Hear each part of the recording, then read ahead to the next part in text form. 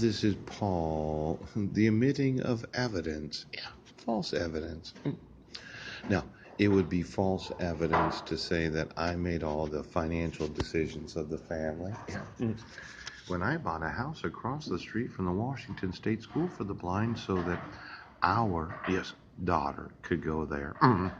And to say that I made all the financial decisions for the family when we moved there, yes, so Jessica could go to the Washington State School for the Blind. Yeah, I didn't make all the financial decisions for the family, yes. But it looks like my wife was intentionally, yes, manufacturing false evidence because of the omission of the evidence, yes, that the only reason we moved to Vancouver was so that our daughter could go to the WSSB. Now, if I wanted to call to the witness stand, I remember visiting with numerous people before we went there. Yeah. And then there's the school themselves and what it did mean that I was the powerlifting coach of the WSSB. And then what it does mean to have to start a new business, rent a new office, and get involved with new business partners. Now, yes, I was going through an arbitration. But the nice part is I was well known. Right now. Yeah, the omission of the evidence, yes, is fabricated evidence. So, now, I told the police and sheriff's departments that it can't be a default judgment dissolution of marriage. And they intentionally obstructed my rights as a parent.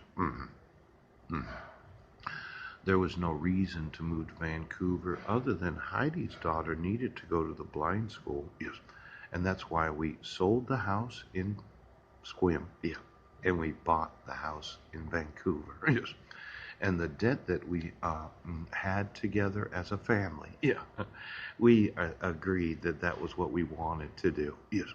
Now, let's say that you decided to enforce my rights as the respondent.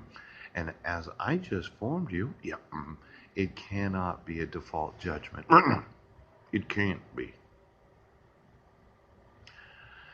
Yeah, there's no fault on my part for saying, well, I'll get you the financials in 10 days, unless you intentionally fabricated evidence against me as an omission of evidence, or you lied your ass off about me making all the decisions for the finances of the family. Did you lie your ass off?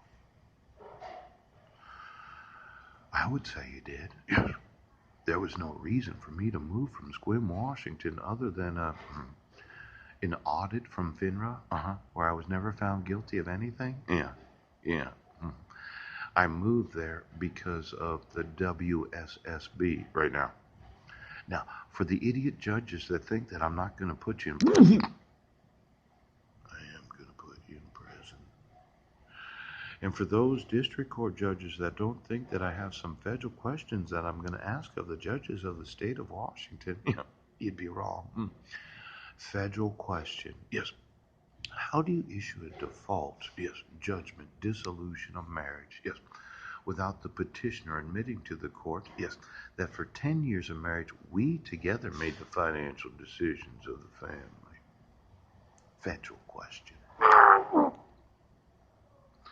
Now, that'll be $75,000, yes, for each defendant that I name in the Seattle Police Department, the Sequim Police Department, the Port Angeles Police Department, Port Townsend Police Department, and every police department in the state of Washington.